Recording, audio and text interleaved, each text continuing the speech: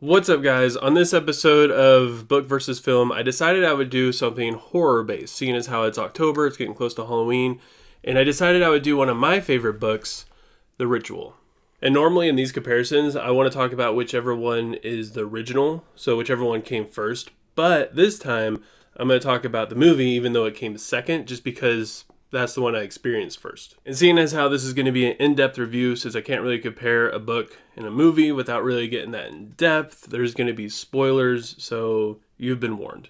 So the movie starts out with four friends. We have Luke, Hutch, Phil, Dom, and Bob. Luke being the main character. And these four friends all live in Europe, and they love to go backpacking and going on adventures. And while on one of these adventures, they stop off in a liquor store or gas station or something, and Luke and Bob go inside and they're purchasing some stuff. And then seemingly out of nowhere, all of a sudden, the gas station is now being robbed. And these people come busting out of the back door and they're holding guns and stuff and they have knives or whatever. And Luke, who wasn't purchasing anything at the time, is at the back of the liquor store and he ends up being able to hide behind some counters or shelves or something. And Bob, who is up front, currently purchased something, is now in the heat of the battle. And the guy asks Bob for his wallet, which I'm pretty sure he hands over. I don't really remember, but he asks Bob for his wedding ring, which he does not want to give over for freaking nothing, which turns out to be a pretty big problem. Of course, the wedding ring means a lot to Bob, his wife and whatnot. But then the guy ends up cutting Bob's throat and just takes the wedding ring anyway. So now Bob is dead and doesn't have his wedding ring. And he falls on the ground and Luke is sitting there watching the whole thing go down.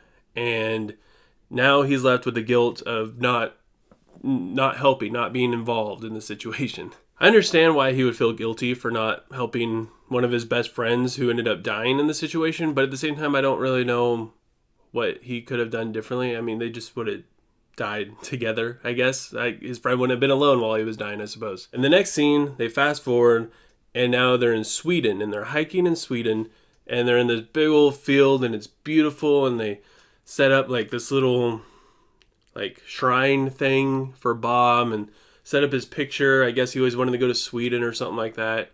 And it's kind of implied, actually, it's heavily implied that his friends kind of blame Luke that Bob ended up dying and that Bob wasn't there with them that day. And they're saying comments like, we wouldn't have to be out here if Luke wasn't such a pansy, and just, really kicking a guy while he's down. They're the best friends anybody could ask for, that's for sure. And as they're walking back from the little shrine thing that they built for Bob, Dom, who is the fattest and most out of shape and whiniest of the bunch, ends up stepping weird, or he ends up hyperextending his knee, stepping in a hole or something like that, and messes up his knee, and he just turns into the biggest whiner in the world, and now they can't continue, and I don't know what his reason, he's just kind of dumb. And the group is left with a choice. They could either head back the way they came from, which is I don't remember how many kilometers it is, but it's a long ways. It's 3 days worth of travel.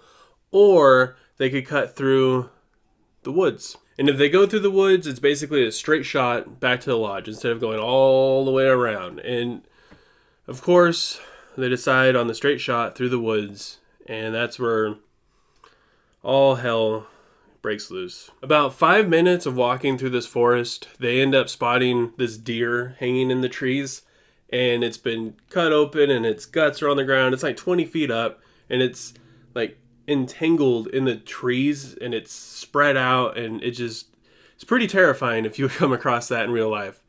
And it's obvious that it didn't just happen to be up there. They blame it on a bear, when why the hell would a bear do something like that? Bears just eat crap. They don't open it up and throw it in a tree. Horror movie logic at its finest. And as they're traveling through the woods, it starts to rain really, really monsoon thunderstorm. And they're looking for shelter, and they come across this cabin, which of course, it's always a great idea just going into the abandoned cabin when you're in a horror movie. And they go into this cabin, and it's dark and it's creepy, and they end up going upstairs. And upstairs, there's this weird Blair Witch shrine thing where it's a weird wood stick body with a like a goat's head on top of it, and its feet are cut off, and it's got weird like chicken leg feet. It's really freaking creepy. It's probably creepy enough to where it would make a normal person leave, but they're like, oh, it's fine, we'll just sleep downstairs. And they end up going to sleep, and Luke has horrible dreams about Bob dying all over again, and then he ends up waking up, and he gets hit in the chest by something. He's got like this weird 3 like poke hole thing in his chest, and he's bleeding. And through the woods, this giant thing just ran through the woods, and the woods are all, trees are knocked over, and it's really weird. And he goes back inside, and he's looking for his friends, and Dom is laying on the ground crying about his wife, and Phil has ended up peeing on himself. And then he goes up, like they can't find Hutch, and they go upstairs, and Hutch is stripped completely naked, like bowing down in front of the shrine thing, like his hands above his head, and like in a trance. And it takes Luke a little bit to wake him up, and that was a pretty frightening scene as well. But you know, they just kind of pass it all off as whatever, and they throw their clothes on and they change, and they end up leaving, and they're walking for a ways, and then this big old fight breaks out amongst Dom and Luke about how he should have been there to protect Bob, even though it wouldn't have done anything. And honestly, the movie makes you feel like Dom is just kind of a dick. And it makes Luke kind of feel like an outcast because his other friends aren't sticking up for him, and blah, blah, blah, blah. And then all the other scenes are just a lot of like panning shots of them walking. A lot of panning shots.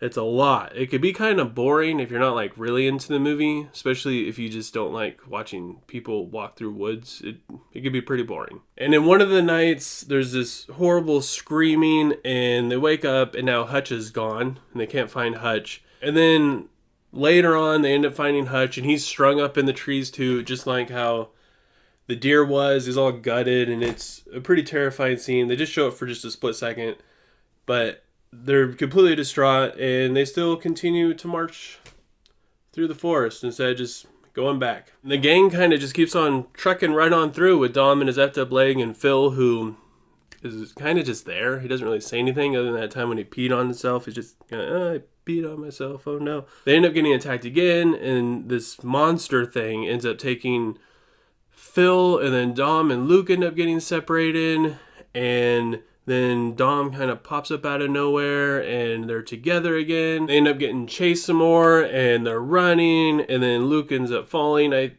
pretty sure he ends up falling, and he hits his head on like a rock, and he gets knocked out, and then he wakes up, and he's in this cabin chained to this wall with Dom. And the explanation for all this now is they got captured by this weird cult, this Swedish cult that lives in these woods, and these are like ancient woods. And there's this creature, which is, I think it's a child of Loki. I don't think they explain that in the movie at all, though. These people are being sacrificed to this creature. Like Dom ends up getting prepared to be sacrificed, and Luke isn't going to be sacrificed because like earlier he got like that 3 weird hole thing. Like the creature chose him, and now he has this choice to stay there and live with these people, and he doesn't, and he ends up escaping, and he ends up killing a lot of the people that live there. It really is a strange turn of events where now he ends up like fighting for his life against these people instead of, I don't know, you kind of don't really see it coming. And then he ends up running away and basically attacking this creature and setting it on fire. And it's supposed to be a god and it's immortal, but the fire's hurting it, and he runs and he gets out of the woods, and that's the end of the movie. And now for the differences. And I'm not going to talk about the entire book because holy crap, that would be an extremely long video, and this video is already long enough. So we're just going to go over the differences. The first difference I noticed when I was reading the book is that there is no Bob. Bob does not exist in the book, and it took me a very long time to figure out why Bob doesn't exist in the book at all. Like, they completely wrote off the character. He isn't in the book whatsoever. He was added just for the movie, and for like half of the book, I could not figure out why. And the difference is because the book is able to portray what's going on in Luke's head. And Luke's friends are way different. Luke works at a record store, and he's in his 30s, and he rents a flat, which is British for apartment. and all of his friends are growing up and they're marrying and they have great jobs, but they secretly hate their jobs and they hate their wives and they resent Luke and Luke resents them.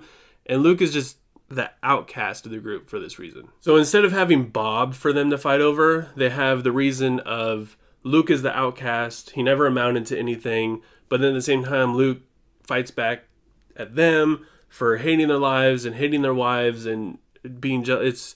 It kind of makes a little bit more sense. And the book doesn't really, like, the book just starts out right with them hiking, right with them finding that dead thing in the wilderness, and it gets right to it. And another thing that's not really different, but something that they just didn't put in the movie, is they come across a lot more scary things. Like, they come across this church steeple thing, and inside of it is all of these, like, dead, like, bones. Some of them are fresh, some of them are really old. It's just a very, very, like, they spend more time there than they do in that weird log cabin thing. And it's actually really, it's a lot creepier, I think. And after Hutch ends up getting picked up and murdered, Luke and Dom and Phil end up on this weird cliff thing, and Phil leaves to go get firewood. He gets picked up by this creature, and you have no idea what's even happening at the time in the book. If I was reading the book first, I had no idea what was happening, which in the movie you already have kind of an idea that they're being attacked by this giant creature thing. But then Luke has like a standoff with this thing and throws a rock at it, and he gets hit in the head by the rock, and him and Dom have to continue, and Luke has this big old head injury. And the book is really good at portraying just how beat up Luke is, because Luke is like the main fighter in the movie. He never gets hurt. He's completely fit. He's always strong when everybody else is just wore down and out of shape, and Dom has his jacked up knee. The book does a little bit better at making you feel pretty dang miserable throughout the whole thing. And the ending is pretty different. Actually, the ending is extremely different, because instead of it being a cult, there's this it's a black metal band, a Swedish black metal band that is living at this lady's house, who this lady is like old and ancient, and she is like in one with this creature thing, and the black metal band is there to worship it, and they captured Luke and they're keeping him there. And Luke is actually there for a very, very long, a very, very, very long time in the book. In the movie, he's there for like maybe 6 hours. In the book, he's there for days and days, and he has to put up with these people screaming and shouting and listening to their music, and they're fighting. They're like kids. They're like, I think the oldest one is like 22 or something like that. Luke is like 36, and the old lady's like 100 and something. And the old lady ends up getting really tired of these black metal band kids, and she decides that she wants them to be gone. So she ends up letting Luke go free. He takes the gun, and he walks out there, and he just starts going haywire on everybody again. Completely Rambo, shooting everybody, killing people with knives. He's pretty badass in the book and in the movie, actually. And he ends up finding one of their trucks, and he gets in it and drives away, and the monster chases after him. It's pretty terrifying, but then he ends up getting away instead of walking out of the woods like he does in the movie. But other than that, I mean, it's pretty close to the same. Now, when it comes to both of them, I really like the feel between the book and the movie. Like, the setting in the movie is really dark. The setting in the book is very dark. The book makes it very clear that it's constantly raining. The trees are so thick that no sunshine comes in. It's very damp and just humid inside of this forest. And the movie is really good at portraying that. It's extremely good at it. Also, when you get a glimpse of the monster in the movie, it's exactly the way how the book is explaining it. It's 100% what the monster should look like from the book to the movie. It's pretty dang perfect. And between the two, honestly, they're both winners. I like them both. The movie is really great. It's an extremely fun watch. It's a great creature feature. It's just a really good isolation movie. It's a good movie, like man versus like weird, crazy cult god thing. It's just great. And the book, I like maybe just a little bit more, just because it's more of an experience, because you get to hear like the thinkings of what's going on with Luke and his friends, and like the fights that break out are a lot more intense than just Luke being a jerk for not sticking up for his friend and dying too. And if I was going to rate these on a scale of 1 to 10, I would say the movie is probably like a 7 out of 10, and the book is probably like a 7.4 out of 10. Alright guys, that's it for this review. I really hope that you enjoyed it. If you haven't watched this movie or read the book, I suggest you go do so if you enjoy things that are scary or creature features. Don't forget to give this video a thumbs up and subscribe if you haven't yet, and click the little bell icon so you get notified whenever I do upload new videos. And I hope you guys have a good day, and I'll see you next time. I was